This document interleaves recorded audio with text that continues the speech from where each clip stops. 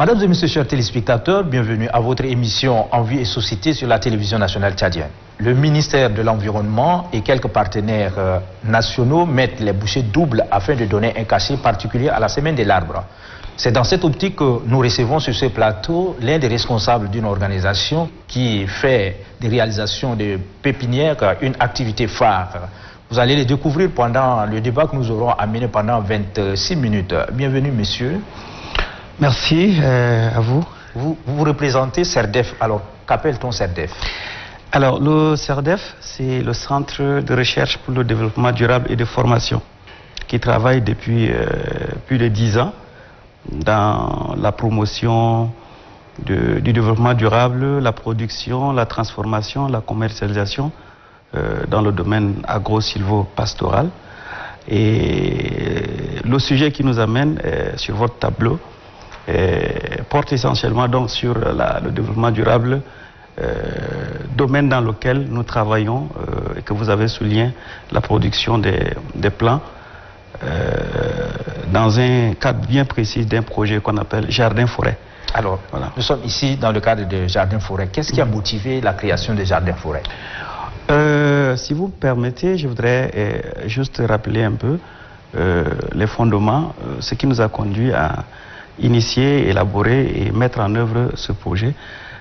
Nous travaillons depuis, comme je l'ai dit, depuis plus de 10 ans avec des organisations des producteurs. Nous avons un réseau de plus de 300 coopératives réparties à travers quelques provinces et essentiellement dans le renforcement technique et organisationnel de ces organisations-là. Et nous avons constaté qu'il y a une dégradation de façon continue des écosystèmes, des domaines de production.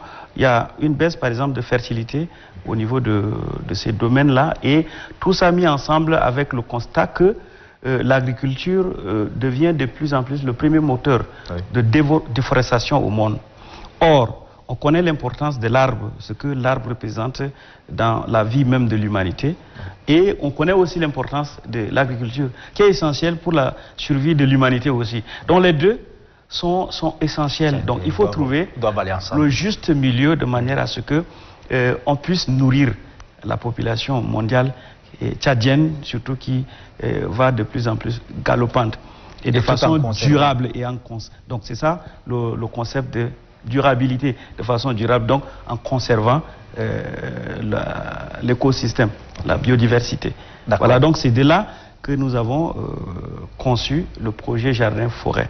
Alors, Jardin-Forêt, c'est un nom qui englobe beaucoup de choses dans Jardin-Forêt. C'est là où vous faites les pépinières?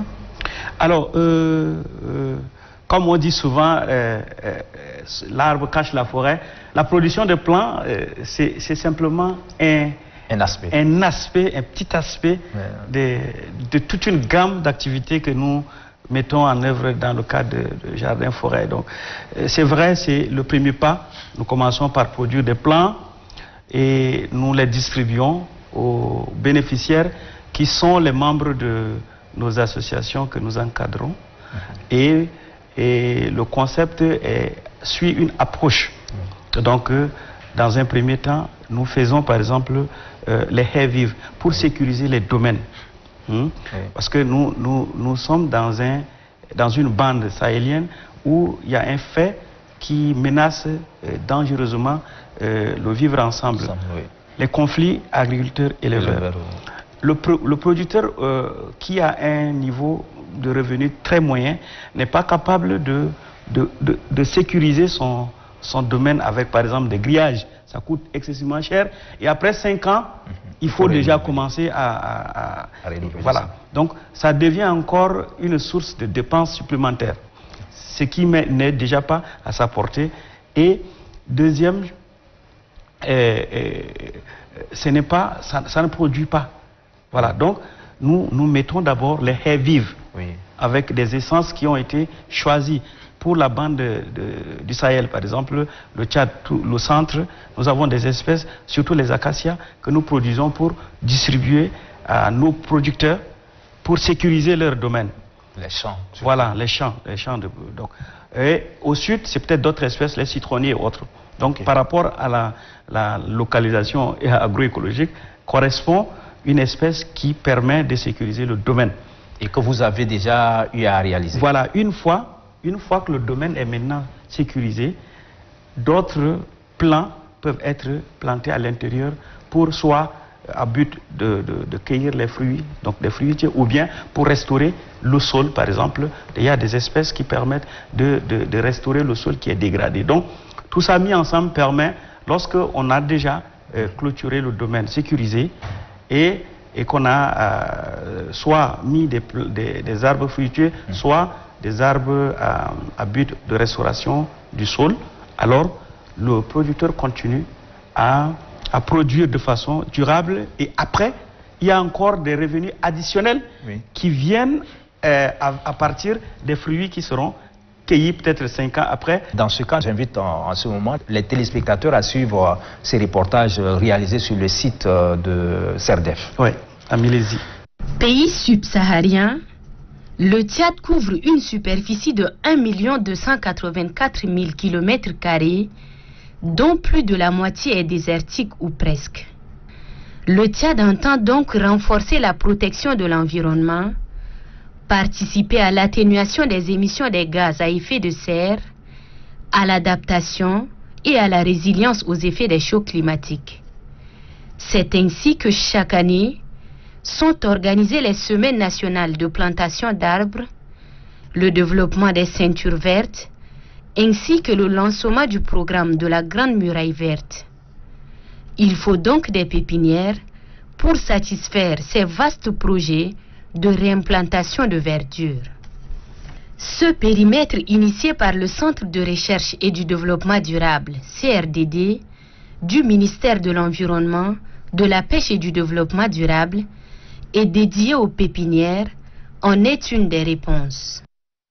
Nous continuons avec notre débat parce que là, vous avez expliqué tout un service autour des jardins-forêts.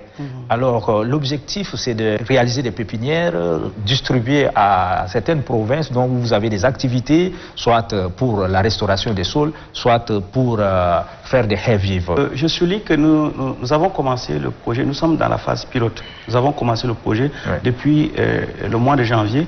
Le projet a été lancé par le ministre de l'Environnement en son temps. Et à la date d'aujourd'hui, nous avons produit 1 300 000 plants. 1 300 000 plants. Le site de Milésie, qui est le site phare de production des plants,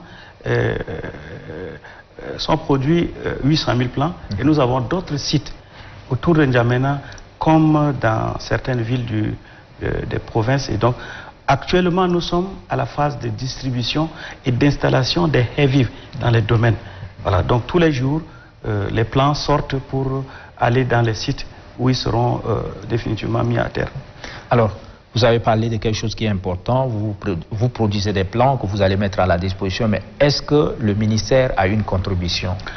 Alors, c'est l'occasion aussi pour moi de réitérer les félicitations et les remerciements du CERDEF, parce que nous avons porté ce projet au ministère et après étude, ce projet a fait l'objet d'un protocole d'accord avec le ministère. Et donc nous avons signé un accord cadre avec le ministère de l'Environnement qui assure un encadrement technique, une orientation technique et qui oriente aussi le projet par rapport aux réglementations en vigueur. Et donc nous travaillons de façon continue avec le ministère et c'est une preuve de confiance qui est placée en nous.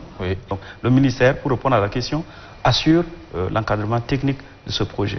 Vous avez expliqué des phénomènes qui vous ont poussé à vouloir faire des pépinières une activité phare. Vous avez parlé de la déforestation, vous avez parlé aussi de la dégradation des sols. Alors aujourd'hui, quels sont les moyens que vous utilisez pour que cela puisse être compris par la population? Nous avons le volet communication.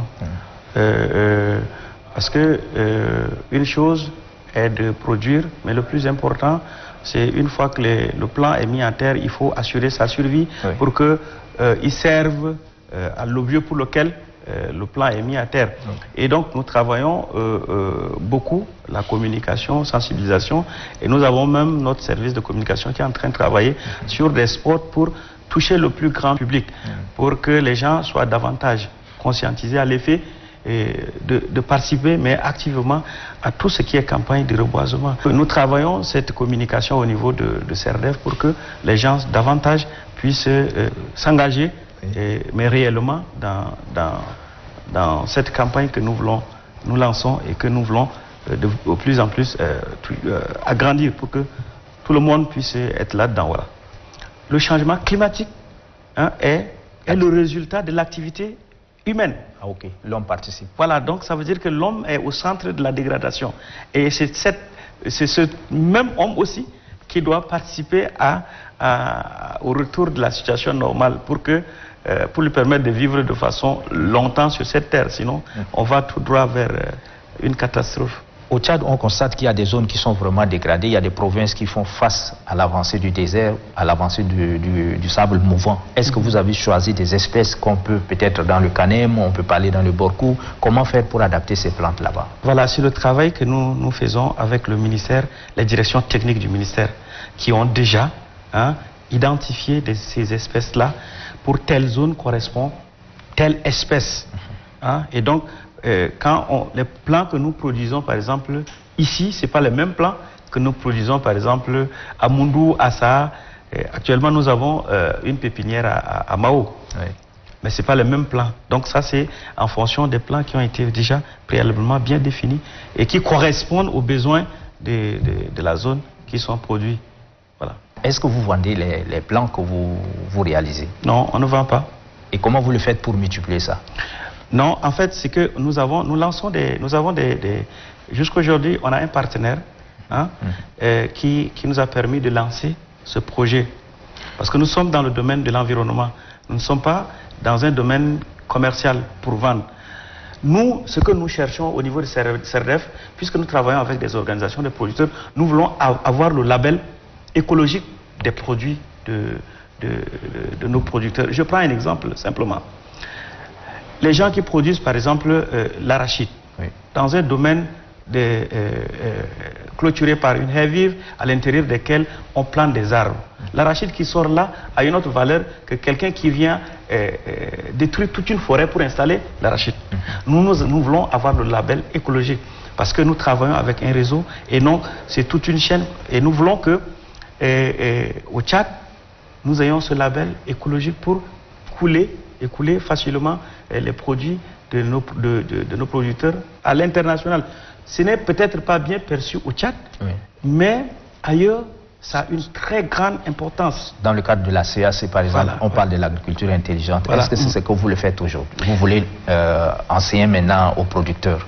Oui, dans ça, dans ce que nous faisons, il y a l'agriculture intelligente, mais ce qui chapeaute, c'est quoi? C'est le développement durable, qui fait partie aussi des objectifs de développement durable.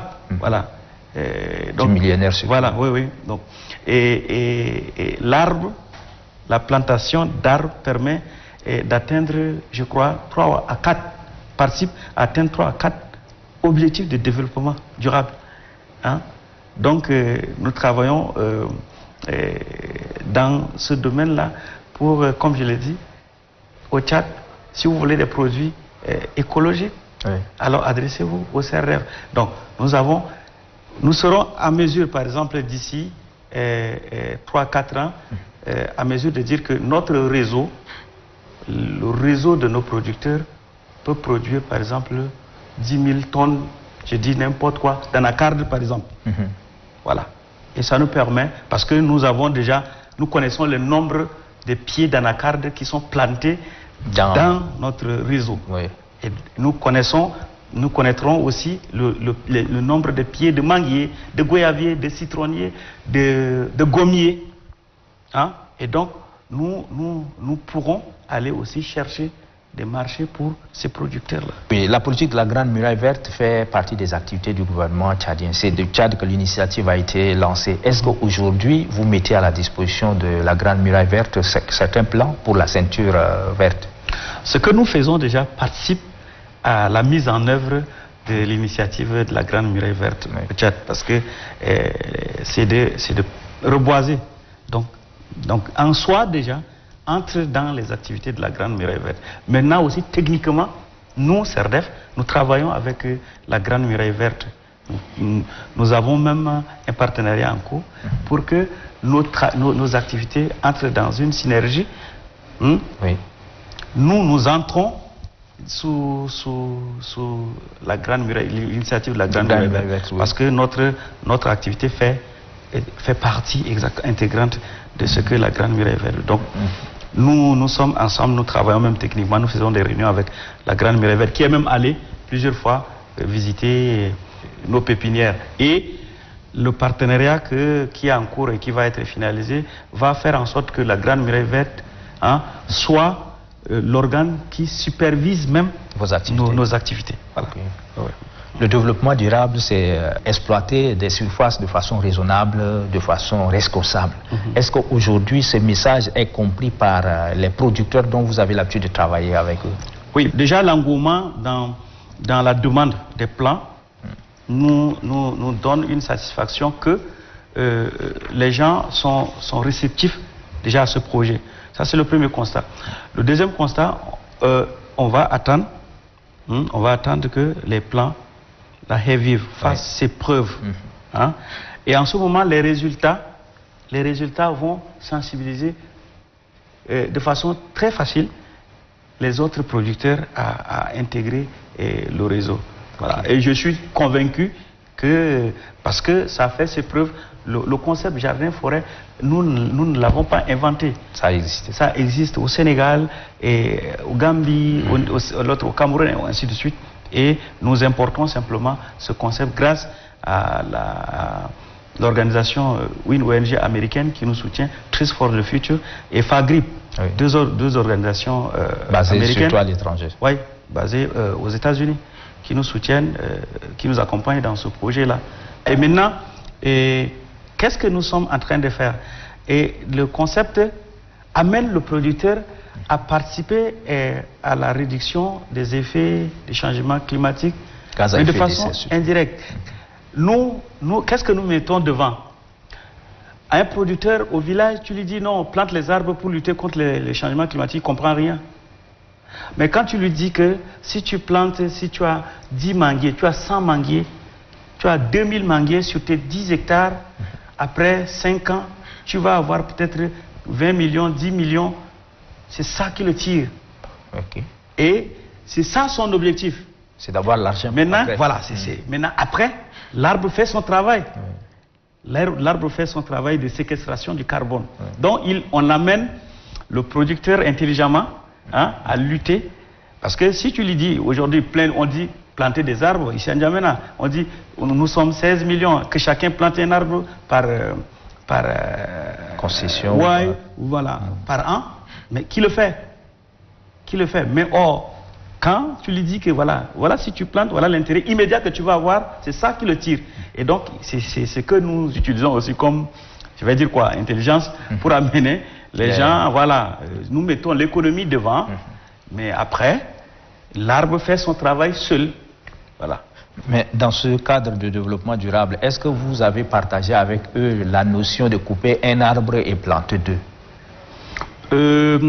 Pour l'instant, non, on n'a pas travaillé dans ce sens directement avec les producteurs. Nous travaillons à une prise de conscience générale de la problématique. Et il est nécessaire, si tu veux, par exemple, je prends un exemple, on connaît ce que les conflits agriculteurs-éleveurs font dans notre zone. Donc, si nous avons mis en place la technique qui permet de mettre une Hair-Vive et qui, après, il sera même difficile à un serpent de passer. Donc même le serpent peut être piégé là. Ouais. Donc ce n'est pas un animal qui peut passer. Et donc, il a son domaine qui est déjà clôturé de cette manière, il n'aura pas de souci de conflit. Et après, sa clôture séquestre le carbone et sa clôture devient aussi source de revenus. Si c'est du citron, du citronnier, ça produit. Voilà. Si 5 hectares clôturés avec du citronnier, après, sa clôture lui procure de l'argent. ce que la clôture grillagée ne pourrait pas faire. Nous produisons ici les plants qui permettent à restaurer le sol. Je prends un exemple, hein, je ne sais pas comment on appelle l'acacia albida. Oui. Et on l'appelle aussi le Federvia, là. Donc, nom scientifique acacia albida. C'est une plante, un arbre qui restaure le sol. Oui. Quand tu l'as à une densité donnée sur 1 hectare, tu n'auras pas besoin de mettre de l'engrais dans ton champ. Voilà. Okay. Et le constat, pour ceux qui vont par exemple dans des zones où il y en a beaucoup, je sais, dans la Tangilé, il y en a. Dans le Mandoul aussi. Oui, dans la Tangilé, le canton Mouroum Touloum, autour de Tchoua, il y en a beaucoup. Mais quand tu viens dans les zones où il y en a, tu vois comment les plants, les cultures se lotrent. Donc, nous, on en produit suffisamment ici pour maintenant mettre dans les domaines de production des gens. Donc c'est en voie de remplacer les engrais chimiques. Hein? Mais c'est l'idéal. Okay. C'est l'idéal. Si on arrive à une utilisation de plus en plus réduite de l'engrais chimique, c'est ça qui est indiqué, l'engrais biologique, l'engrais organique. Hein? Okay. Ça participe à la vie du sol. Le sol est un être vivant. Oui, qui a besoin aussi de vivre. Voilà. Voilà. Avant de partir, je voudrais vous poser une dernière question. Vous faites des pépinières vos activités phares. Alors, nous constatons autour de N'Djamena que nos forêts sont en voie de disparition. Surtout, par exemple, Walia, si nous partons vers la partie nord de N'Djamena, nous assistons à des déforestations de ces sites-là. En fait, c'est même le projet, il est aussi étendu jusque-là, jusqu'à ce point aussi. Nous avons eu déjà un premier contact, un entretien avec la directrice de forêt pour nous attribuer un site de reboisement. Et nous travaillons aussi à, comme l'un des objectifs du projet est aussi la conservation de la biodiversité, nous travaillons aussi à garder certaines espèces qui sont en voie de déforestation, donc par la création des arboretums. Et nous avons un projet, je reviendrai peut-être plus tard si vous donnez l'occasion, sur un arboretum qu'on voudrait créer quelque part. Mais une grande ville a besoin des poumons. Voilà, par exemple la forêt de Walia, la forêt de Milésie, la forêt, ça c'est les poumons de la ville. Donc c'est ça qui capte aussi dans toutes les villes, surtout de la bande sahélienne qu'on connaît. Tu vas à Ouaga, tu vas à Bamako, tu vas n'importe où, tu trouves ces forêts-là. Oui. Malheureusement, on constate qu'en N'Djamena, ces forêts sont en train de se